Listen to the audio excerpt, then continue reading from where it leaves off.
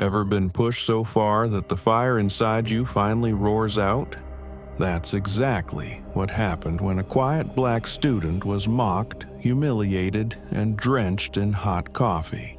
Everyone thought he'd stay silent, until one fight turned the entire cafeteria upside down. The cafeteria buzzed with noise, students laughing, chatting, eating.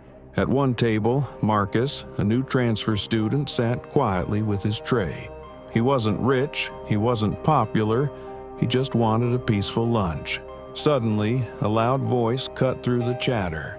"Hey, look who's sitting in our spot, the charity case transfer." The room filled with snickers. Marcus kept his eyes down, gripping his fork tighter. Without warning, the bully raised a cup of steaming coffee and dumped it straight across Marcus's shirt. Gasps and laughter echoed like wildfire. Bully number 2 smirked, shouting loud enough for the whole room. "Oops, guess you needed a warm welcome. Don't worry, it washes off. Oh wait, you probably can't even afford detergent." Phones came out. Students recorded every second, hungry for drama. Marcus clenched his jaw. His body trembled. His fists tightened beneath the table. He wanted to explode, but he stayed calm. The bullies shoved his tray to the floor, food splattering across the tiles. "Everyone," the main bully shouted. "Meet Marcus, the school's new doormat." The cafeteria roared with cruel laughter. Marcus finally lifted his eyes, a cold fire burning within them. His voice was low but sharp. "You shouldn't have done that." The bullies laughed louder, pushing him toward the trash can. "Why don't you fight back, huh? Oh, right, you're too weak. Kids like you only know how to beg, not fight." Marcus took a deep breath. His foot tapped the floor. His body was stiff, coiled like a spring ready to snap. The bully raised his hand again, ready to shove him harder. But before he could, Marcus grabbed his wrist midair with lightning speed. The entire cafeteria froze. Silence dropped heavy over the room. Marcus's voice cut through like a blade. "You think I'm weak? I've been training since I was 6. I'm a Taekwondo champion, and you just made the biggest mistake of your life." Gasps echoed. The bullies blinked, suddenly realizing this wasn't the easy target they thought. The first bully lunged, swinging wild.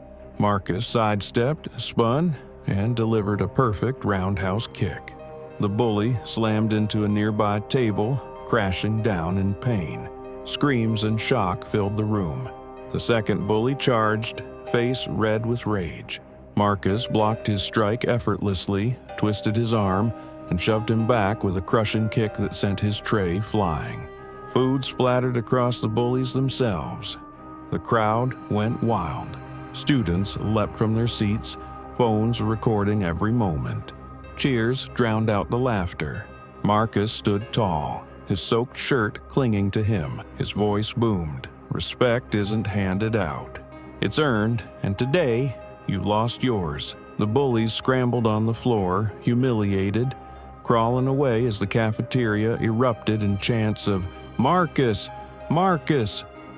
The same crowd that laughed at him now clapped, nodded, and even patted his shoulder with respect. A little freshman whispered, "He's a hero." Marcus walked toward the exit, every step heavy with dignity. No smirk, no arrogance, just quiet strength.